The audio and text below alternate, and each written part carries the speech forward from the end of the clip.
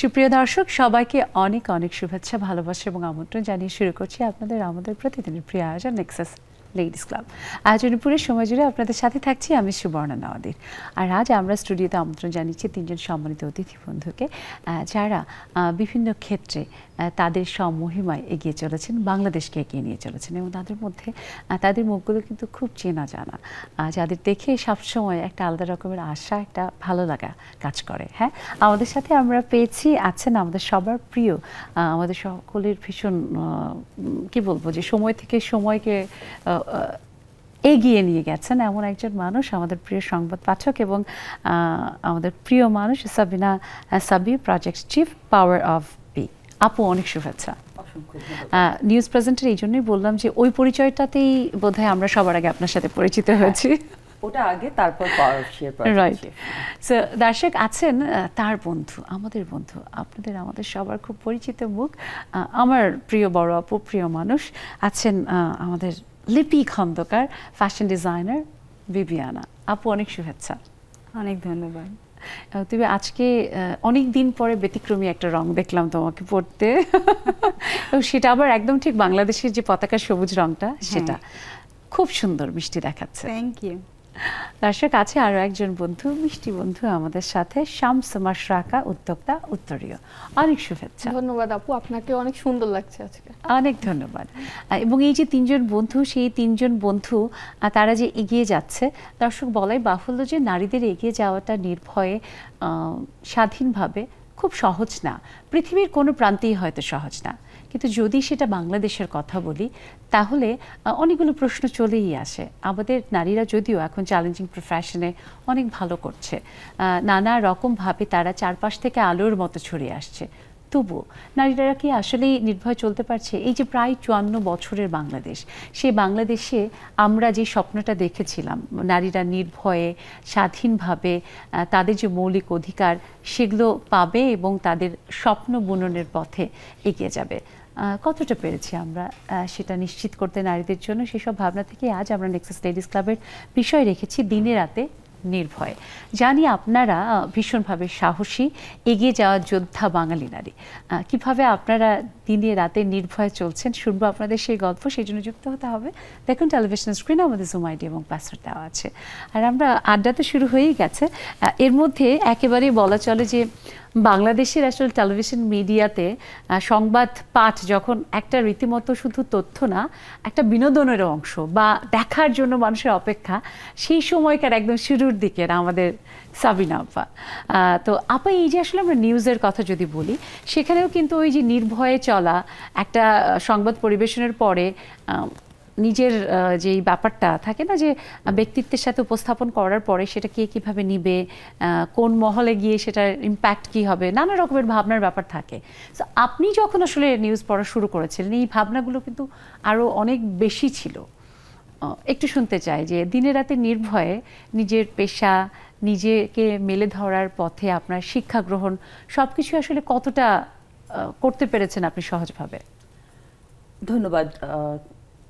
যেটা আসলে না বললেই না, যে সংবাদ পাঠ যখন আমরা শুরু করেছি তখন আসলে ওই সময়টায় আর এই সময়টায় অনেক বেশি পার্থক্য। তখনের যে সমস্যাটা ছিল তখনকার, যে পরিবারই একটা কেমন যেন ইনসিকিউর ফিল করতো, এই জায়গাটায় আসলে মেয়েটাকে পাঠাবে, বিশেষ করে মেয়েদের ক্ষেত্রে আর কি, এই জায়গাটায় পাঠাবে কিনা, এই জায়গাটায় আসলে ঠিক হবে কিনা, সমাজের যে ব্যাপারটা আমাদের সামনে বারবার আসে। তো পরিবারের তরফ থেকে একটা বাধা সবসময় তখন ছিল। আমরা যখন কাজ করেছি, আমার মনে হয় না আসলে আপনি যেটা বলছিলেন যে এখন, তখন ভয় ছিল, এখন আসলে ভয় একটু কম, বা ওই পরিবেশটা এখন, আমার মনে হয় তখন আসলে সিকিউরিটি বেশি ছিল। আমার মনে হয় আমরা কাজ করেছি তখন অনেক ভালোভাবে, শঙ্কাহীনভাবে, পরিবেশটা তখন অনেক ভালো ছিল, এত কিছু মাথায় রেখে কিছু করতে হতো না। আর এখন যেটা করতে হয়, আমার মনে হয় যে অনেক বেশি প্রতিযোগিতা, অনেক বেশি কিছু মাথায় রাখতে হয়, আর চারপাশের অস্থিরতা আমাদের অনেক বেশি ভয়ার্ত করে তুলছে। আমরা অনেক কিছু করতে চেয়েও করতে পারি না। সংবাদ পাঠ বলি সেটা যে কোনো সেক্টরে। আমি যদি একটা প্রশ্ন জুড়ে দিই আপা এখানে, যে সেটা কি আসলে এরকম যে এখন যখন আমাদের সোশ্যাল মিডিয়ার মাধ্যমে আমরা খুব সহজে পৃথিবীর যে কোনো প্রান্তের খবর পাচ্ছি এবং কমিউনিকেশনটা আসলে খুব সহজ হয়েছে, সেটাকে উল্টোটা করেছে এরকম যে আমাদের ভীতির জায়গাটা কোনো একটা জায়গার একটা ঘটনা দেখে আমরাও মিলিয়ে ফেলতে চেষ্টা করছি নিজেকে, আমিও এরকম। সেটাই আমাদের নিউজে আছে যে ফ্যাক্ট চেক, তো ওই সব কিছুর আমাদের জানতে হবে যে এটার ভেতরের খবরটা কি।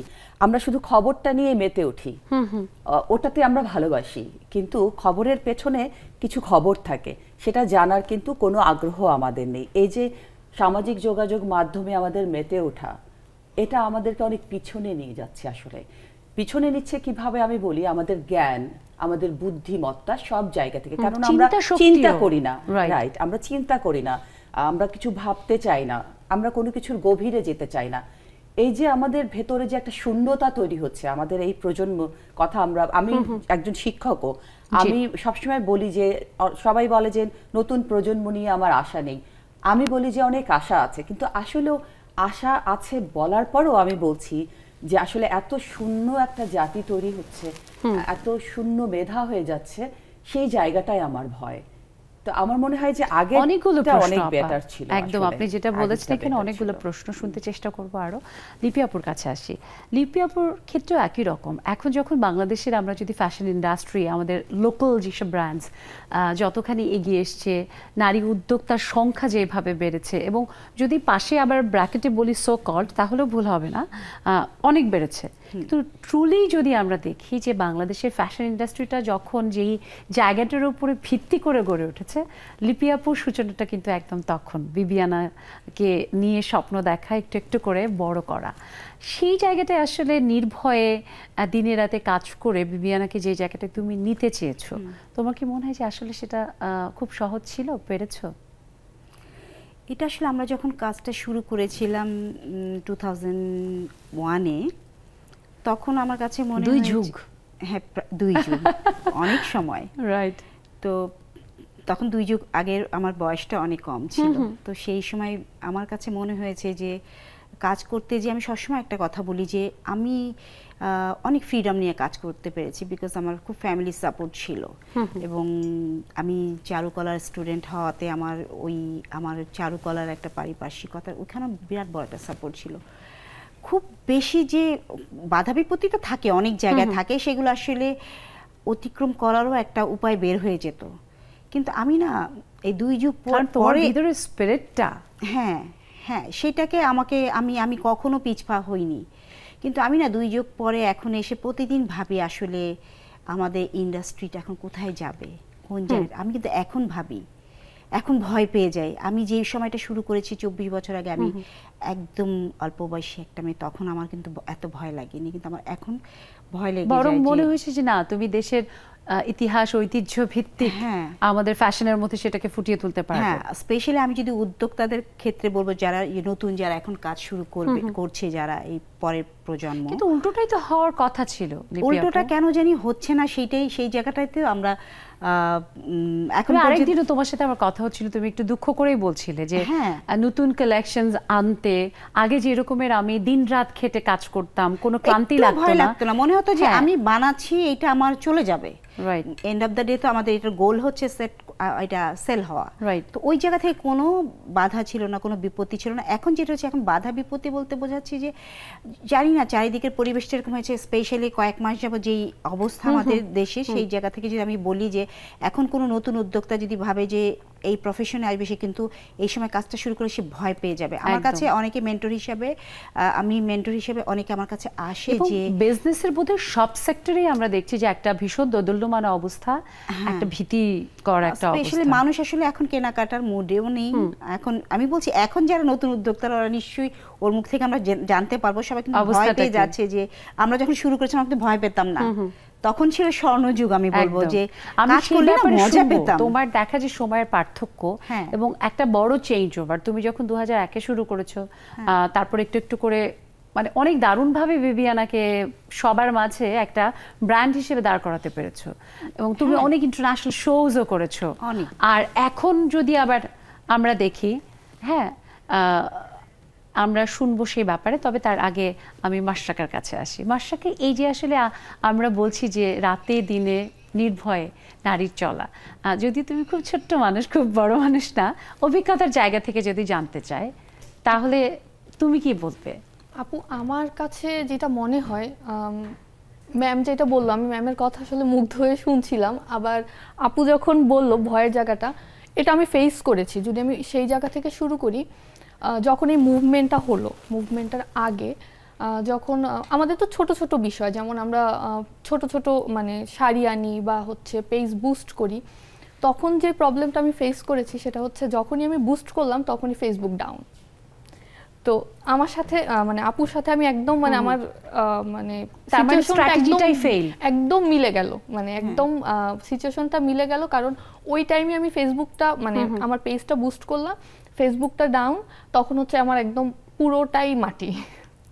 তো সেই জায়গা থেকে আমি বলতেছি যে এখন নির্ভয় আসলে আমি বলবো না, কারণ যখন আমরা যেমন আমি পাবলিক ট্রান্সপোর্ট ইউজ করি, ওইখানেও আমি খুব একটা যে মানে সমাজটা আসলে আমাদের ওইভাবে তৈরি হয়নি, হয়তো স্বস্তি পাও না বা একটা আমাদের সমাজটা হয়তো ওইভাবে এখনো তৈরি হয়নি, যার কারণে আমরা এখনো নির্ভয় চলাচল করতে পারি।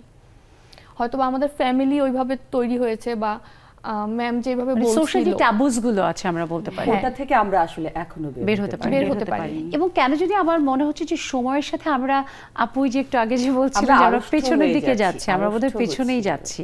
এবং সাম্প্রতিক সময়ে আমরা যদি একটু খেয়াল করি, তাহলে বোধহয় আরেকবার কেমন যেন একটা মৌলবাদী গ্রাসও বোধহয় চারপাশে সবাই ভয় পাচ্ছে বা দেখা যাচ্ছে। এই ব্যাপারে সাবিনা আপার মতামত কি? এটা আসলে এগুলো নিয়ে কথা বলতে গেলে অনেক মানে বিতর্কিত হতে হয়, অনেক সেন্সিটিভ একটা বিষয়। নারী স্বাধীনতা, আমরা তো আসলে নারীদের নিয়ে কাজ করি আমি বেসিক্যালি, তো সেই জায়গাটায় এখনো মনে হয় যে নারী স্বাধীনতা যতই বলি, পোশাকে, কথায়, সব কিছুতে কোথায় যেন আটকানো আমরা। আর যতদিন আগে আমি আমার মায়েদের সময় যদি দেখি, তখন কিন্তু স্লিভলেস পরে একটা নারীর ছবি কিন্তু ঢাকা ইউনিভার্সিটিতে দেখা যেত। এখন আপনি চিন্তা করতে পারবেন, আমরা সমাজ থেকে সবকিছু হয় কি, সবকিছুতে আমরা আগাবো, কিন্তু আমাদের চিন্তাধারা কেমন যেন আমাদের পিছনে নিয়ে যাচ্ছে। আমরা যেন ধর্মের নামে কিছু জিনিস চাপিয়ে দেওয়ার চেষ্টা করছি। একদম এইটাই আমাদের জন্য বড় কাল হয়ে যাচ্ছে। এবং শুধু যে আমরা মনে করি যে পুরুষরাই আমাদের উপর সব চাপিয়ে দিচ্ছে, তেমন না, মেয়েরাই মেয়েদের উপর কিন্তু চাপাচ্ছে। আবার ফ্যাশনের নামেও অনেক কিছু, সেটা অনেক কিছু একটা মানে এটা ইন্টারন্যাশনাল একটা দারুণ কনস্পিরেসি। আমরা শুনবো সেই ব্যাপারে আরো, যে রাতে দিনে নির্ভয়ে নারীদের চলার পথে তারা নিজেরা কতখানি নিজেদেরকে আসলে প্রস্তুত করতে পেরেছে, সেটাও একটা ব্যাপার। সেটা একটা ব্রেক নিয়ে ফিরি। দর্শক, আমরা শুনছি, আমরা আরো শুনবো, নিশ্চয় থাকবেন আপনারা আমাদের সাথে বিরতির পর নেক্সাস লেডিস ক্লাবে।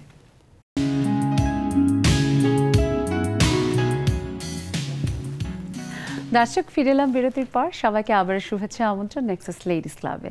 রাতে দিনে রাতে নির্ভয়ে নারীরা চলবে, এগিয়ে যাবে, বাংলাদেশকে এগিয়ে নিয়ে যাবে বিশ্বমঞ্চে। আমরা সেই প্রত্যাশা করি, তাই তো আজ আমাদের বিষয় এমন।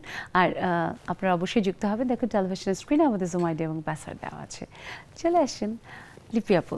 এই যে আসলে তুমি বলছিলে যে যেভাবে শুরু করাটা, এবং সেই জায়গা থেকে এখন নানা রকমের পরিস্থিতি সবকিছু মিলিয়ে, তবু স্বপ্ন তো আমরা সবাই দেখি। তো সেই জায়গা থেকে আসলে তোমার স্বপ্নটা কি? নিজের সেই কাজ, তোমার বিবিয়ানা এবং অবশ্যই বাংলাদেশ। স্বপ্নের জায়গা থেকে একটু সরে আসতে পারিনি। যদি সরে আসতাম তাহলে আমার আউটলেটে বা সব জায়গায় অনেক বিদেশি পণ্য পাওয়া যেত। তা আমরা দেশকে এগিয়ে নিয়ে যেতে চাই বলে এখনও দেশীয় পণ্য নিয়ে কাজ করছি, এবং সেটা নিয়েই মাঝে মাঝে একদম সোজা ভাষা বলে মারা যাচ্ছি যে ওইটাকে টেনে হিচড়ে নিয়ে যাচ্ছে। পাশাপাশি তো অনেক কম্পিটিটর হয়ে গেছে। কম্পিটিশন কাদের সাথে করতে হচ্ছে? যারা বিদেশি পণ্য নিয়ে কাজ করে। তো এখন সবাই একটু কিছু জায়গায় আশার বাণী দেখা যাচ্ছে যে আমাদের পাশের দেশগুলো একটু রেস্ট্রিক্টেড করাতে হয়তো এই বছর প্রোডাক্টগুলো হয়তো আসবে না। সেই জায়গা থেকে হয়তো সবাই আমাদের মতো যারা উদ্যোক্তা আছে, ছোট বড় সবাই কিন্তু একটু, যারা দেশীয় প্রোডাক্ট নিয়ে কাজ করে, তাদের একটা ছোট্ট স্বপ্ন বুনেই যাচ্ছে। আসলে আমরা ছাড় দেওয়ার না, আমি মনে হয় আমি ছাড়ি না, আমি আসলে না সব দেখতে দেখতে কোনো সময় মনে হয় কি এটা সয়ে গেছে, যে না ঠিক আছে, আমাকে আগের যে স্পিডটা আমাকে তো এখনো সেটাই আছে। এটা বলি মাঝে মাঝে, দুঃখ করে তো বলতে হয় যে হ্যাঁ আমি সব ছেড়ে দিব, কিন্তু আসলে কি পারছি না, কিন্তু একটু যুদ্ধ করতে হচ্ছে। যেটা আমি বলছি যে আমরা কাজ যখন শুরু করেছিলাম, অনেক কাজ আমরা যারা কাজ করি তাদের কিন্তু অনেক কাজ থাকলে ভালো লাগে। কাজটা কি, কাজটা কিন্তু আমাদেরকে অনেক সাহস যোগায় যে না কাজটা কেন করছি, যে আমরা জানি ওটা একটা রেজাল্ট, জানি আরেকটা সুন্দর কাজ, হ্যাঁ ওইটা রেজাল্ট আমরা জানতাম। এখন না রেজাল্টটা জানি না, তো মনে হয় যে এটাতে পাশ করব কি না, এটা কিভাবে যাবে, এটা কখন কি হবে, দেশের পরিস্থিতি কি হবে, আমাদের যদি প্রত্যেকটা জিনিস ডিপেন্ড করছে ব্যাপারটা, যে যখনই একটু অস্থির থাকে আমাদের দেশের পরিস্থিতি, তখনই কিন্তু আমাদের বিজনেসের উপর সবচেয়ে বেশি প্রভাব পড়ে। স্পেশালি আমরা যারা ক্ষুদ্র এবং মাঝারি ব্যবসায়ী, তাদের জন্য কিন্তু খুবই কষ্টকর। কারণ যারা আমাদের দেশীয় পোশাক নিয়ে কাজ করি, আমরা দেশীয় শিল্প নিয়ে কাজ করি, তারা কিন্তু কোটি কোটি কোটি কোটি টাকার উপর কাজ করে না, তাদের খুব সামান্য পুঁজি থাকে, এবং সেটাকে আমরা বলি আমাদের বিজনেস হচ্ছে পেটে ভাতে, আমরা ভালো থাকি, আমাদের সাথে যারা কাজ করে তারা একটা বড় চ্যালেঞ্জ তোমাদের ওয়ার্কারদেরকে মেইনটেইন করা, তাই না? অনেক কঠিন হয়ে যায় তখন, কারণ আমার সবকিছু মেইনটেইন করতে হয় আমার নিজের পুঁজি দিয়ে। আমার কিন্তু এক্সট্রা জমানো অনেক কোটি কোটি টাকা নাই ব্যাংকে, যেটা দিয়ে আমি আসলে ব্যাকআপ থাকতে হয়। অনেকের আছে, যেটা আমাদের কিন্তু একেবারে নাই, যারা আমরা দেশীয় প্রোডাক্ট নিয়ে কাজ করি। আমি বলি এই বিজনেসটা কিন্তু সবাই, যত মানসিক করুক না কেন, সবার কাছে যত উদ্যোক্তা আছে, আমি বলবো একেবারে নিজে থেকেই করা।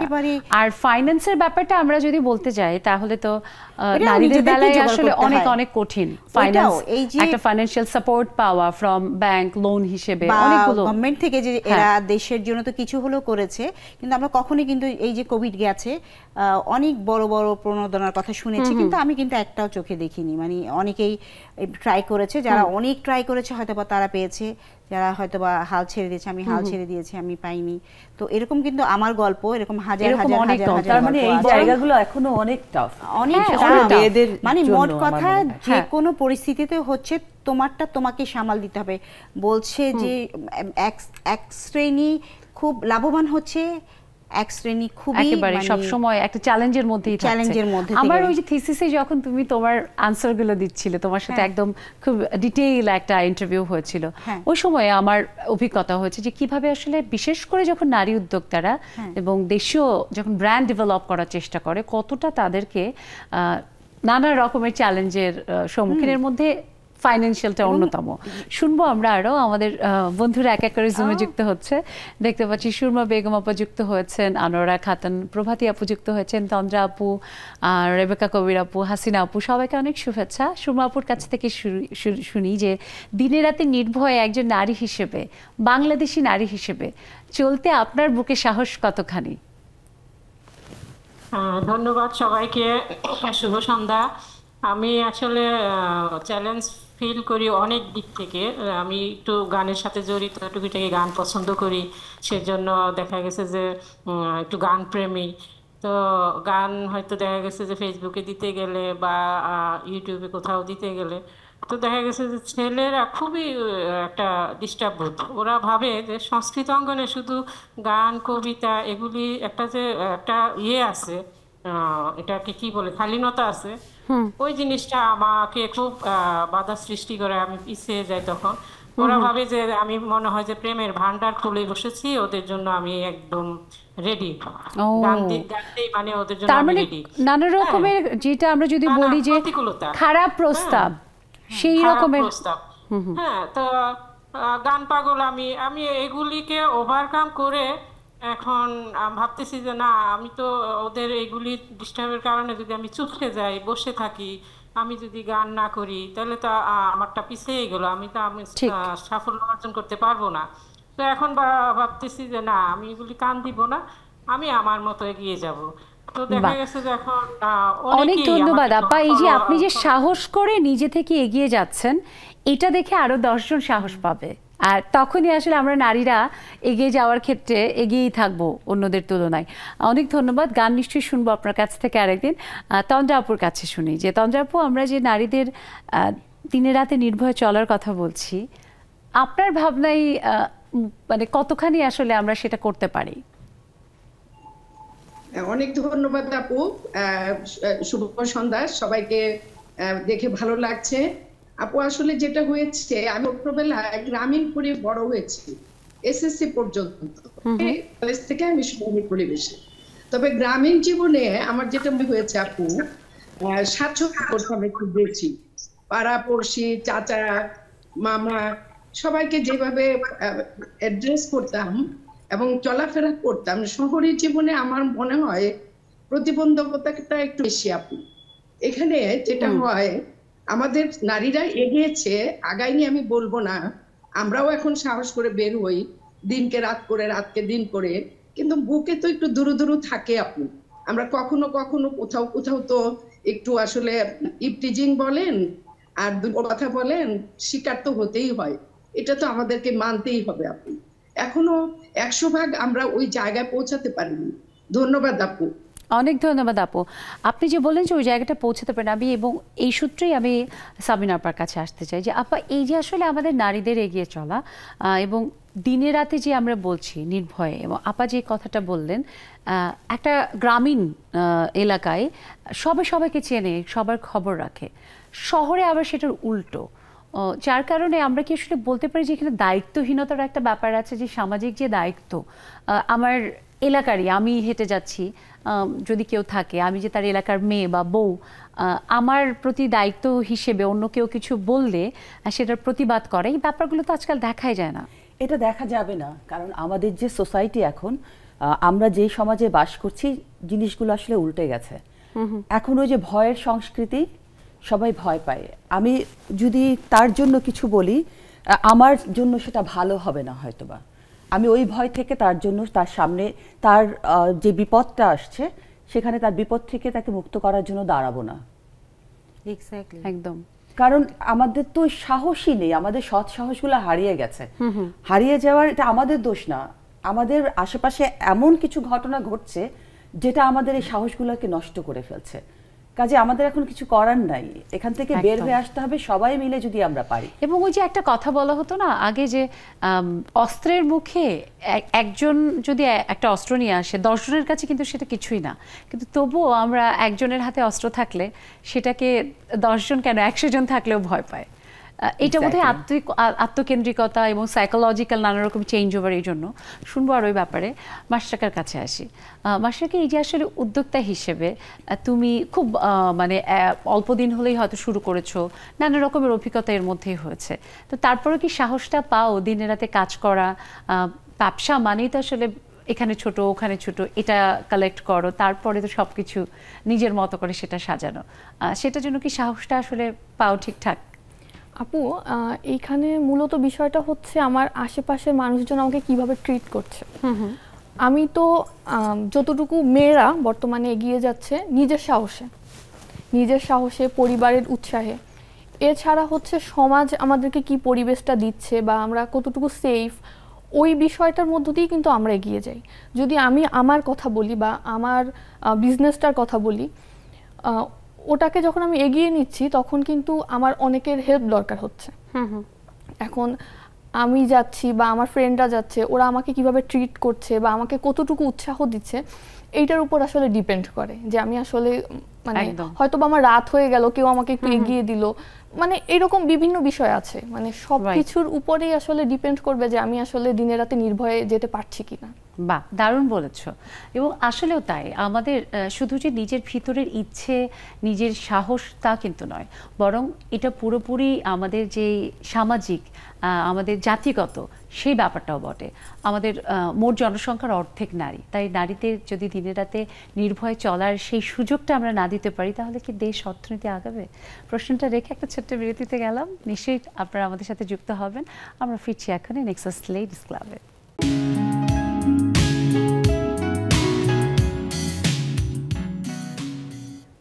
দর্শক, ফিরে এলাম বিরতির পর। সবাইকে আরও একবার শুভেচ্ছা, আমন্ত্রণ নেক্সাস লেডিস ক্লাবে। দিনে রাতে নির্ভয়, আমরা জানি যে আমাদের নারীরা এগিয়ে চলেছে অদম্য গতিতে, কিন্তু কতটা নির্ভয় সেটা জানার খুব আগ্রহ আমাদের। তাই অবশ্যই আমাদের সাথে যুক্ত হয়ে আপনাদের মনের কথাগুলো বলবেন। দেখুন টেলিভিশন স্ক্রিনে আমাদের জুম আইডি এবং পাসওয়ার্ড দেওয়া আছে। আপুর কাছে আসি আমরা, লিপি আপু, যে এই যে আসলে আমরা নারীদের এগিয়ে যাওয়ার কথা বলছি, কাজ দিয়েই তো নারীরা এগিয়ে যাবে, পারিবারিকভাবে, সামাজিকভাবে সবখানে তার গ্রহণযোগ্যতা তৈরি হবে, এবং সেই গ্রহণযোগ্যতা তো শুধু তার একার না, তার পরিবারের, তার দেশের। তো সেই জায়গা থেকে তোমার কাছে একটু জানতে চাই যে অনেক সময় এইটা নিয়ে আমাদের সমাজের মধ্যে কেন জানি বোধোদয় এখনো হচ্ছে না, কারণটা কি? কারণ যদি আমরা আইডেন্টিফাই করতে পারি, তোমার কি মনে হয়? আমি না সবসময় বলি যে বাইরের মানুষের কথা আমি বাদ দেই, তোমার পরিবার যখন তোমাকে ইগনোর করবে এই বিষয়গুলো, তারা অ্যাপ্রিশিয়েট না করবে, তারা যদি তাদেরকে সবচেয়ে বেশি এটাকে গ্রহণ করতে হবে যে আমার পরিবারের একটা মেয়ে, বউ অথবা বোন যেই হোক না কেন, সে এই জায়গাটাতে অনেকখানি এগিয়ে গেছে। আমরা কি করি, আমরা কিন্তু আমাদের হাজবেন্ড বা আমার ভাইয়ের যদি কোথাও বড় একটা প্রমোশন হয়, বড় একটা কাজ করে, খুব ভালো একটা কাজ করেছে, আমরা খুব প্রাউডলি কিন্তু বলি। এখন সোশ্যাল মিডিয়া আছে, ওখানে স্ট্যাটাস দিয়ে, আগে ফোনে ফোনে সবাইকে বলতাম আমরা।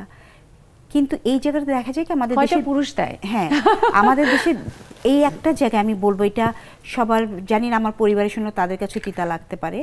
আমি দেখেছি একটা জিনিস যে এই মেয়েদের স্বীকৃতিটা না প্রথমে হচ্ছে পরিবারই দিতে চায় না। প্রথম সবচেয়ে বেশি পরিবারের থেকে, অনেকে হয় বাবা মা ভাই বোনের কাছ থেকে, ভাইদের কাছ থেকে, বোনরা সবসময় আমার ক্ষেত্রে দেখেছি, বা আমি ম্যাক্সিমাম, আমি তো মেয়েদেরকে নিয়ে কাজ করি, মেয়েদের গল্প অনেক শোনা হয়, দেশে বিদেশে এরকম অনেক প্রোগ্রামে গেছি, শুধু বাংলাদেশে না সারা ওয়ার্ল্ডে একই গল্প। একদম, যে তারা যে এত দূর এগিয়ে গেছে, তাদেরকে দাবানোর জন্য, তাদেরকে দমিয়ে রাখার জন্য, তাদেরকে কিভাবে করে সরানো যায়, কর্পোরেট ওয়ার্ল্ডে তো সব জায়গায় এই জায়গা থেকে দেখা যায় যে অনেকের এই স্পেশালি হাজব্যান্ড ওয়াইফের ভিতরে অনেকে ডিভোর্সও হয়ে যায় এই শুধুমাত্র একটা কারণে, যেহেতু মেয়েটা হয়তো একটু এগিয়ে গেছে নামের জায়গা থেকে। এই জায়গাটা কিন্তু আমাদের দেশে কিন্তু অনেক বেশি, কারণ আমাদের সারাক্ষণ আমাদের যে নারী উদ্যোক্তা আছে ওদের সাথে কথা হয়, কাজ হয়, আমরা সারাক্ষণ শুনছি, আশেপাশে সবার কাছ থেকে শুনছি যে এটা খুব বেশি হচ্ছে। তো প্রথমে হচ্ছে যে সবচেয়ে কাছের যে মানুষটা, তাকে অ্যাপ্রিশিয়েট করতে হবে, তাকে তুলতে হবে, তখন কিন্তু আশেপাশের মানুষও কেউ কিছু বলতে সাহস পাবে না। একদম, আমরা তো আসলে অ্যাপ্রিশিয়েট করতেই জানি, না স্পেশালি একটা মেয়ের উত্তরণ কেন জানি, যতই বলুক আমরা, যতই বলি আমরা নারীরা স্বাধীন হয়েছি, আমাদের এখনো সারা পৃথিবীতে, আমি বাংলাদেশ শুধু বলবো না, সারা পৃথিবীতে একই গল্প, তার সফলতার পেছনে তার প্রচুর চোখের জল ফেলতে হয়, অনেক স্ট্রাগল, আর এই জন্যই আমরা কিন্তু কাজ করছি না, আমরা সবাই একই প্ল্যাটফর্মে পাওয়ার অফ শি নিয়ে কাজ করছি, যেহেতু আমাদের কিন্তু 15 এবং 16 নভেম্বর আমি এটা নিয়ে আসতাম যে আমরা জানি পাওয়ার অফ শীতে আপনারা কাজ করছেন, এবং যদি দেখি যে এখানে অ্যাডমিনিস্ট্রেটিভ কাজের কথা যদি বলি, নারীরা ঠিক আছে কোনো একটা ইভেন্ট করে দিচ্ছে, পুরুষরা সমস্ত কিছু করছে, সেই ছায়াতলে বা ছাতাতলে এসে নারীরা তাদের পণ্যগুলো পসরা সাজিয়ে বসে সেগুলো তুলে ধরবে, সেল করবে, সেটা ঠিকঠাক আছে। কিন্তু বেশিরভাগ ক্ষেত্রে এটাও একটা চ্যালেঞ্জ ছুড়ে দেয় যে না, নারীরা কেন ইভেন্ট অর্গানাইজ করবে, অ্যাডমিনিস্ট্রেটিভ কাজগুলো তো পুরুষরা করে দিবে। এইটা নিয়ে একটু শুনতে চাই যে সেই জায়গা থেকে আসলে টাবুটা ভাঙা এবং একটা অর্গানাইজেশন গড়ে তোলা। একটা জিনিস, আমরা তো আসলে নারীরা কাজ করছি, হয়তো টপ লেভেলে গিয়ে কাজ করছি, পুরুষের হেল্প ওটা তো থাকেই, পুরুষ নারী সবাই মিলে কাজ করতে হয়, এটা আমাদের এখানে এখনো কি আপা এরকম না যে অ্যাডমিনিস্ট্রেটিভ কাজগুলো, এরকম ইভেন্ট অর্গানাইজ করা, এই ধরনের অর্গানাইজিং যে কোনো যে ক্যাপাসিটি, সেটা এখনো এরকমের একটা ধারণা মেয়েরা ভালো করছে, এখন আমি সেটাই বলতে চাচ্ছিলাম, কিন্তু ধারণাটা তো ধারণাটা তো এখন আসলে আমাদের ওই যে আমরা বারবারই বলছি, আমাদের পিছিয়ে পড়ছি আমরা সবকিছু থেকে, একটা কেমন আড়ষ্টতা চলে আসছে, আমরা চিন্তা করতেই ভালোবাসি যে মেয়েরা আসলে পিছিয়ে আছে, মেয়েরা কিন্তু এগিয়ে গেছে সত্যি, কিছুটা জায়গায় কিন্তু মেয়েরা সত্যি সত্যি এগিয়ে গেছে, অনেক এগিয়ে গেছে। ফলাফল দেখলে তো আমরা অবাক হই যে মেয়েরা ছেলেদের থেকে অনেক ভালো ফলাফল করছে কম্পিটিটিভ এক্সামগুলোতে, এবং আমরা জানি যে ওই যে পাওয়ার অফ শি একটা দারুণ নেক্সট 15-16 তারিখে আমরা আসলে 15 এবং 16 নভেম্বর মাইডা সেন্টারে সেটা হবে। লিপি কিন্তু একটু আগে আমাদের আলোচনা প্রথমে বলছিল যে এই যে আমাদের রিসেন্টলি যে আমাদের সাম্প্রতিককালে যে সমস্যাগুলো, চারপাশে যে অস্থিরতা ছিল, তার জন্য কিন্তু ব্যবসা, শুধু নারী উদ্যোক্তা না, পুরুষ উদ্যোক্তা, মানে পুরো ব্যবসার ক্ষেত্রে কিন্তু একটা স্থবিরতা চলে এসেছে। সেইটা কাটিয়ে ওঠার যে একটা চেষ্টা, সেখান থেকেই আমরা চ্যালেঞ্জ হিসেবে নিয়েছি এই ইভেন্টটা, কেননা আমরা দেখেছি বৈষম্য বিরোধী ছাত্র আন্দোলনের পরেও ভয়াবহ বন্যা, সেটারও কিন্তু একটা বড় প্রভাব পড়েছে।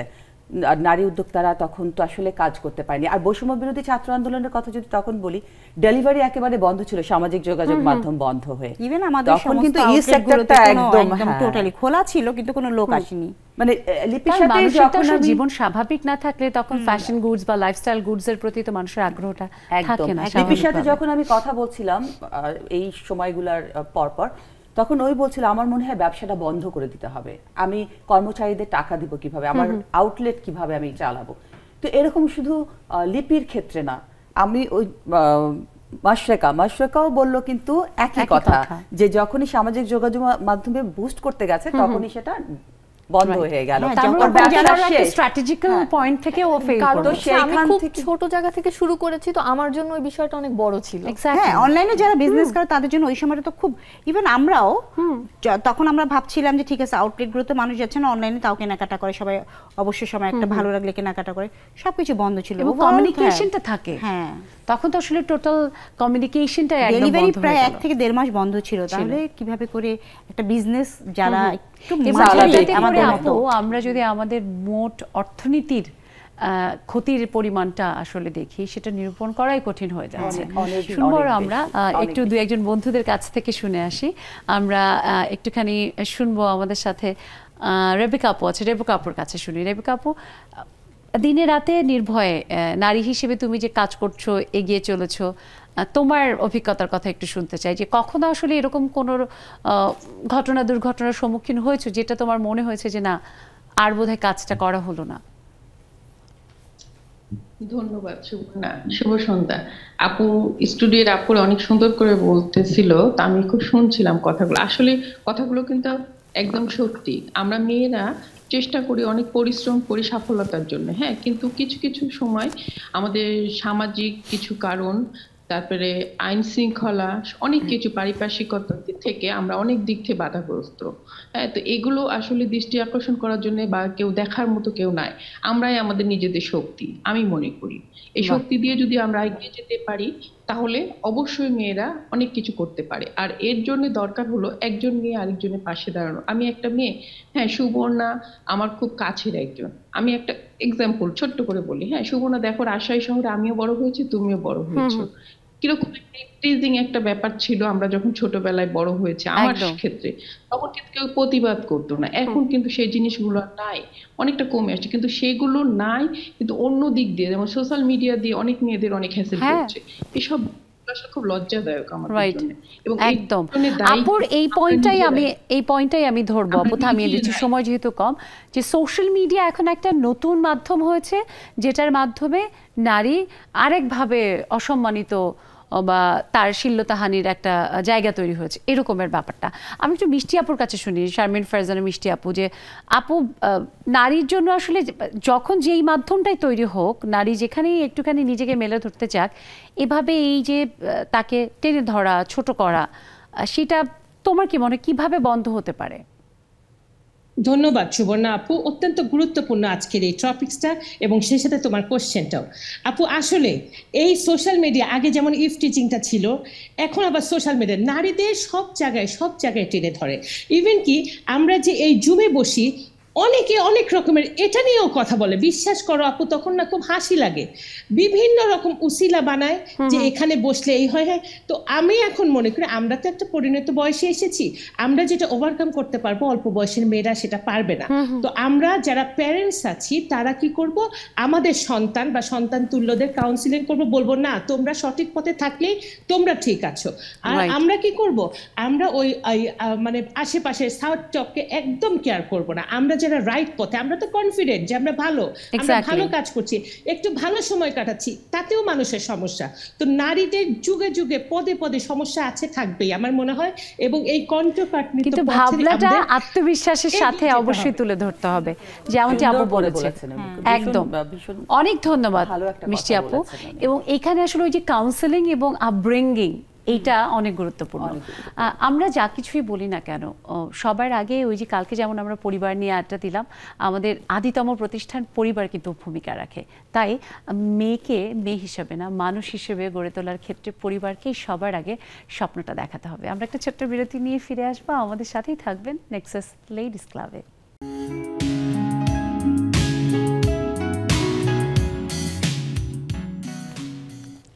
দর্শক, দেখতে দেখতে শেষ বিরতিটা পার করে ফিরে এলাম নেক্সাস লেডিস ক্লাবে।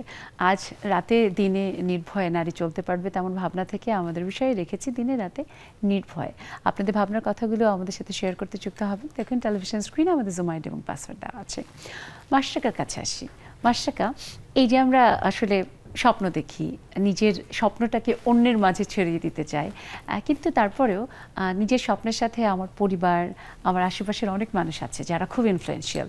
তোমার এই স্বপ্নটা, তোমার নিজের একজন উদ্যোক্তা হওয়ার পেছনে আর কি আসলে ইনফ্লুয়েন্স দিয়েছে তোমাকে? আপু, শুরুটা আসলে পরিবার থেকেই হয়। যেমন আমার মা আঁকা আঁকি পছন্দ করতো, তো ওইখান থেকে আমার হাতে ঘড়ি, ওইখান থেকে আমি ফার্স্টে শাড়িতে পেইন্ট করতাম। তারপর মনে হলো যে এখন জব যখন শুরু করলাম তখন মনে হলো এত সময় নেই, একটা শাড়ি করার পিছনে আমার আসলে এত সময় ব্যয় করা যাবে না। তখন আমি ব্লকের দিকে গেলাম। তো যদি ওইভাবে বলতে হয়, আমার মা অনেক সাপোর্ট দিয়েছে বা আমার ফ্যামিলি অনেক সাপোর্ট দিয়েছে। আরেকটা বিষয় হচ্ছে, আমি যখন চারুকলায় কোচিং টোচিং করতাম তখন আমার বাবা আমাকে নিয়ে যেত। মানে এই যে ফ্যামিলি থেকে বিষয়টা আসা, এটা আসলে আমার মানে তোমার স্বপ্নের সাথে তোমার বাবা মার স্বপ্নটাও একই রকম ভাবেই চলেছে, যুক্ত হয়েছে। হ্যাঁ, এই যে সেটাই বলছিলাম যে ফ্যামিলি থেকে আসলে এটা আসে। ঠিক, মানে ওর স্বপ্নটাকে ঘোরানোর আমি অনেক চেষ্টা করেছিলাম অ্যাজ এ টিচার। টিচার পড়িয়েছি, ওদের গ্র্যাজুয়েশন অনার্স টিচার ছিলাম, প্রেজেন্টেশন কোর্স। তো আমি খুব চেষ্টা করেছি ও যেন নিউজে আসে, প্রেজেন্টেশনটা শিখে, এবং কোনোভাবেই সম্ভব হয়নি। আমি অন্য দিক দিয়ে পালিয়ে যেতাম। মানে আমি যত ফাঁকি দিয়ে পেরেছি, এবং ম্যাম যখন আমাকে এই প্রোগ্রামের জন্য বলছিলাম, বলি যে ম্যাম কোনোভাবে আমাকে স্কিপ করা যায় না। এটা কিন্তু আসলে খুব সুইট। তো এই মানে ওই একটা বিষয়, যেমন আমার আগ্রহ সবসময় এদিকেই ছিল যে আমি নিজে কিছু করব, মানে আমার নিজের সেই স্বপ্ন থেকেই তো উত্তরীয় গড়ে উঠেছে। হ্যাঁ, আমার নিজের একটা এখন তো উত্তরীয় যে জায়গাটায় আছে, তোমার স্বপ্ন বা টার্গেট যদি আমরা বলি, ভিশন যদি বলি, সেটা কি? ভিশন তো আসলে অনেক বড় কিছুই। আর এখন আমরা যে প্ল্যাটফর্মে কাজ করছি, পাওয়ার অফ শি প্ল্যাটফর্মটা এমন, যেমন আপনি দেখতে পাচ্ছেন পুরনো উদ্যোক্তা, আমি নতুন উদ্যোক্তা। তো মানে আমি কখনো মানে থেমে যাচ্ছি না, কারণ যখনই আমি কোনো কিছুতে আটকে যাচ্ছি, দেখা যাচ্ছে আমি পুরনো উদ্যোক্তাদের কাছ থেকে মানে সাজেশন পাচ্ছি। মানে খুব ছোট বিষয় হচ্ছে, আমি যদি একটা পোস্ট দিয়ে দিই, ওখানে বিভিন্ন কমেন্ট চলে আসে পুরনো উদ্যোক্তা, নতুন উদ্যোক্তাদের। তো ওই দিক থেকে আমি দেখছি যে হয়তো আমি আরো ভালোভাবে এগিয়ে যেতে পারবো। আমরা সেই স্বপ্নই দেখি এবং প্রত্যাশা করি যে তুমি এগিয়ে যাবে তোমার উদ্যোগ নিয়ে এবং বাংলাদেশের অর্থনীতিতে যোগ করবে। আর একটা প্রশ্ন আমার না করলেই হচ্ছে না, এক কথায় উত্তর দিবে। ম্যামের সাথে বসে আজকে প্রোগ্রামে কেমন লাগছে? না, আমি তো সবসময় ম্যামকে মুগ্ধ হয়ে শুনি, ক্লাসেও যেমন শুনতাম, এখনো শুনছিলাম। এবং মানে আমি এখন কিন্তু আমি মার্কস দিব না, এখন আমি চিন্তা করছি আজকে আমি দিচ্ছি কতটা ভালো করব, এবং বাইরে গিয়ে জিজ্ঞেস করব যে ম্যাম আমি ঠিকঠাক বলেছি তো? তুমি কিন্তু ফেল, এক কথায় উত্তর দিতে পারোনি। ম্যামকে তো এক কথায় বর্ণনা করতে পারবো না। না, মানে তোমার অনুভূতির কথা যে কেমন লাগছে ম্যামের সাথে বসে, বাহ, আমাদের খুব ভালো লাগছে, ব্যাপারটা সত্যি খুব দারুণ। এবং আমাদের বন্ধুরা অনেকেই আছে, একটু একটু করে শুনতে চেষ্টা করি, জানি না কতটুকু পারবো। একটু শুনি আনোয়ারা প্রভাতী আপুর কাছে, যে আপুর অভিজ্ঞতা থেকে নারীরা কতখানি স্বাধীনভাবে দিনে রাতে নির্ভয়ে চলতে পারে। শুভ সন্ধ্যা সবাইকে। স্টুডিও সবার কথা শুনছিলাম, বিশেষ করে লিপি আপু, ভালো আছেন আপনি? আমি প্রভাতী। হ্যাঁ, নারীরা স্বাধীনভাবে কতটুকু দিনে রাতে চলতে পারে, সেক্ষেত্রে আসলে আমাকে অনেকটাই এটা পোহাতে হয়। আমি ঠিক একটা ফাউন্ডার, উদ্যোক্তা। আমি কাজ করছি হোমমেড ফুড নিয়ে। দিনে রাতে আমাকে এই সোর্সের জন্য বের হতে হয়, অনেক সময় রাত 11টা, 11:30, 12টাও বেজে যায় বাসায় ফিরতে ফিরতে। তো এখানে যেটা দেখতে পাই, আমার এলাকার লোকজন একটু আর চোখে তাকায়, হয়তো কিছু বলতে পারে না, বাট এই যে আর চোখে তাকানোটা, এটা কিন্তু এখনো তাকায়, এটা আমি দেখি। আমি আপুর এখান থেকেই ধরবো যে তার মানে যে আপুও কিন্তু বললো যে আর চোখে তাকায়। আকলিমা জাহান আপা একজন শিক্ষক, শিক্ষকরা তো যখন শেখায় ক্লাসে, তখন তার কাছে কিন্তু নারী মানে ছেলে মেয়ে থাকে না, প্রত্যেকেই শিক্ষার্থী। আপার জায়গা থেকে আপার কাছে জানতে চাই যে প্রজন্মকে আসলে আমরা কিভাবে গড়লে আমাদের মেয়েরা যখন দিনে রাতে যে কোনো সময় যে কোনো কাজ, সেটা তার ইচ্ছে মতো স্বপ্ন নিয়ে যখন চলবে, সে সেটা নিয়ে কোনো মন্তব্য করবে না বা ওই আর চোখে তাকাবে না। ধন্যবাদ সকলকে। কথা শুনছিলাম, খুব ভালো লাগছিল। আজকের টপিকটা আসলে অসাধারণ, আমাদের জন্য খুবই গুরুত্বপূর্ণ। আসলে আমি শিক্ষক ছিলাম, আমি ছেলে মেয়ে, আমার মানে ছেলেদের এবং মেয়েদের একসাথে কো এডুকেশন ছিল। আমি আমার মেয়েদেরকে বিশেষ করে এমনভাবে মানে লেখাপড়ার পাশে এই জিনিসগুলো নিজেদেরকে সচেতন করে তুলেছি যে তারা যেন নিজেরা স্বাবলম্বী হতে পারে এবং একলা চলার পথে তারা নিজেদেরকে সাহস রাখতে পারে। আর আরেকটা জিনিস হলো যে সাহস রাখলেই তো হবে না, নিজেদের সেভ করতে হবে। আবার এমন কোনো কাজ করা যাবে না যেটা সমাজের জন্য সমাজে বাঁকা চোখে দেখে। আমাদের তো সমস্যা আছেই, মেয়েদের তো যুগ যুগ ধরে সমস্যা চলতেছে যে আমরা একা রাতে বের হওয়া, এটা পরিবারের থেকেও যেমন খারাপ দৃষ্টিতে দেখে। অনেক ধন্যবাদ। আমি আসলে যেটা জানতে চাচ্ছিলাম যে মানে সমাধানের পথটা, সমাধানটা আমি একটু যুক্ত করতে চাই। আমিও তো কো-এডুকেশনেই পড়িয়েছি। আমার মনে হয় আমাদের সন্তান যখন জন্মগ্রহণ করে, তারা যখন বুঝতে শিখে, আমার বাড়ির ছেলে সন্তানটা, তাকে ওই মেয়েটাকে পাশাপাশি সম্মান দেওয়ার যে বিষয়টা সেটা করতে হবে। আমি যে কর্তা, বাড়ির কর্তা, তিনি যদি তার স্ত্রীকে সম্মান দেন, সেই বাচ্চাটা কিন্তু সেটা দেখে দেখে বড় হবে। এই যে প্র্যাকটিসটা আমাদের, এটা কিন্তু খুব বেশি ইম্পর্টেন্ট, পরিবার থেকে আসতে হবে। এটাই আসলে আমরা দেখি যে বেশিরভাগ ক্ষেত্রে ওই যে পরিবার থেকে শুরু হয়, তারপর স্কুল, কলেজ, সে যে প্রতিষ্ঠানে কাজ করে, পরবর্তীতে সবখানেই ওই সম্মানের ব্যাপারটা কিন্তু সবার আগে। যে যখন নারীকে দেখে একজন পুরুষ সম্মানিত হতে বা উল্টোটা, তখন কিন্তু সেভাবেই সে তার ভিতরে ওই বীজটা বপন করে। একদম সুন্দর কথা বলেছেন আপু। আমি আরেকজনকে জুম থেকে শুনতে চেষ্টা করি, হাসিনা আপুর কাছে শুনি। হাসিনা আপু, শুনতে পাচ্ছ? আসসালামু আলাইকুম আপু। ওয়ালাইকুম সালাম। হাসিনা আপু তো খুবই সাহসী, দুঃসাহসী যাই বলি।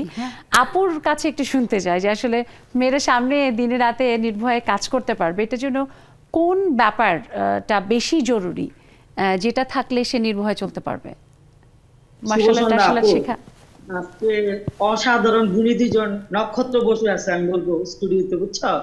আপুর পেজের সাথে আমি অ্যাড আছি তো, কাজগুলো দেখি, অসাধারণ কাজ দুই আপু। এই আপুদেরকে দেখি বাংলাদেশের হাজার হাজার নারীরা আরো এগিয়ে যাক। তো যাই হোক, যেটা হচ্ছে অলরেডি দুই আপু বলে গেছে, আমি দুই আপুর সাথে একটাই মত। প্রথম কথা যেটা, পরিবার থেকে তোমার বাবা, তোমার ভাই তোমাকে যেই ভাবে এগিয়ে নিয়ে যাবে, নির্ভয়ে চলার জন্য তোমাকে সামনে এগিয়ে দিবে। হাসিনা আপু, তোমাকে থামিয়ে দিই যেহেতু সময় কম। অনেক ধন্যবাদ। আর বাকি আপুদের যাদের শুনতে পাচ্ছি না, আমি দুঃখ প্রকাশ করে রাখছি আগেই। আমি এইখান থেকেই, আমরা একটা কথা বোধহয় খুব কমন বারবারই আসছে, আপাও বললেন পরিবার থেকে, তেমনি আমরা যেখানে কাজ করি সেটাও পরিবার। এই যে পাওয়ার অফ শি একটা পরিবার গড়ে উঠেছে, সেই পরিবারটা নিয়ে আপুর স্বপ্ন। আমার স্বপ্ন আসলে অনেক দূর যাওয়ার। আমরা ওই যে নারীদের পিছনে যাওয়ার বা পিছনে পড়ে থাকার, বা এই যে সামাজিক যেই প্রতিবন্ধকগুলো কাজ করছে এখনো, সেটা ভেঙে যেন নারীরা এগিয়ে যেতে পারে। নারীদের হাত ধরে নিয়ে যাওয়া বলে না, নানান প্রতিবন্ধকতা থাকবে, প্রতিবন্ধকতা পেরিয়ে কিভাবে এগিয়ে যাওয়া যায়, সবাই মিলে একটা টিম হয়ে কাজ করা। আর আমরা সবসময় পাওয়ার অফ শি একটা জিনিস করে যে নারীর ক্ষমতায়নের জন্য কাজ করলেও মেন্টালি, ফিজিক্যালি নারী ভালো থাকলে তাহলে কিন্তু সেই নারী এগিয়ে যেতে পারবে। সেই জায়গাটাতেও কিন্তু আমরা গুরুত্ব দিয়ে থাকি। মানে নারীরা নারীদেরকে এগিয়ে নিয়ে যাবে, বন্ধু হিসেবে, সহকর্মী হিসাবে, একেবারে পাশের মানুষটা হিসাবে, যে আমি যাচ্ছি, তুমি চলো। ঠিক। এবং আসলে তো তাই, আমরা একজন আরেকজনকে ছাড়া তো পরিপূর্ণ না। আমি আজ যদি একা এখানে বসে থাকতাম, ওই পাশে আপনারা না থাকতেন, তাহলে তো আমার এই আয়োজন কোনোভাবে পরিপূর্ণ হতো না। লিপি আপু, একদম 30 সেকেন্ডে লাস্ট নোটটা শুনবো, যে একজন নারী হিসেবে তুমি সব সময় নারীদেরকে নিয়ে কাজ করো, ওই ভালো লাগার জায়গাটা থেকে তোমার অনুভূতি শুনতে চাই। আমার কথা তো অনেক বলে ফেলেছি, আমি আজকে পাওয়ার অফ শির কথাই বলছি। যে যেহেতু পাওয়ার অফ শির আমাদের সামনে একটা ইভেন্ট আছে, এবং পাওয়ার অফ শির সাথে আমি একদম ডে 1 থেকে বলতে পারবো যে আমি আছি। এবং আমি সত্যি কথা বলি যে পাওয়ার অফ শির আমাদের সবচেয়ে এই যে নারী শক্তি, এই বিষয়টা নিয়ে কাজ করা হয়। আমি কিভাবে করা হয় আমি বলি, আমি একটা এক্সাম্পল দিই। সাবি প্রায় আমাকে বলে যে আমরা ওই নতুন যে উদ্যোক্তা আছে, বুঝছো, ওরা অনেক সময় পারবে না ওরা স্টল নিতে, তাহলে ওদেরকে একটা কাজ করবো, লটারির মাধ্যমে ওদেরকে আমরা ফ্রি স্টল দিব। মানে কতখানি একটা নারীকে এগিয়ে নিয়ে যাওয়ার জন্য, সাপোর্ট করার জন্য তোমাদের এই যে সাপোর্ট দেওয়া এবং স্বপ্নটাকে নিজেদের মধ্যে নিজের স্বপ্ন হিসেবে লালন করা, এগিয়ে নিয়ে যাওয়ার জন্য যে তোমরা পাওয়ার অফ শি গড়ে তুলেছো, সেটা পাওয়ার হিসেবেই কাজ করবে। সেটাও কিন্তু দেখো, একজন নারী আরেকজন নারীকে এগিয়ে নিয়ে চলছে, এগিয়ে নিয়ে যাচ্ছে। এবং আমরা তোমাদের সেই মানে পথ চলাকে সাধুবাদ জানাই। দর্শক, বলার ছিল অনেক কিছু, জানার অনেক কিছু, তবু সময় স্বল্পতার জন্য যা জানতে পেরেছি খুব ভালো লাগলো, নিশ্চয়ই আপনাদেরও। থাকবেন এইভাবে সবসময় নেক্সাস টেলিভিশন এবং নেক্সাস লেডিস ক্লাবের সব আয়োজনের সাথে।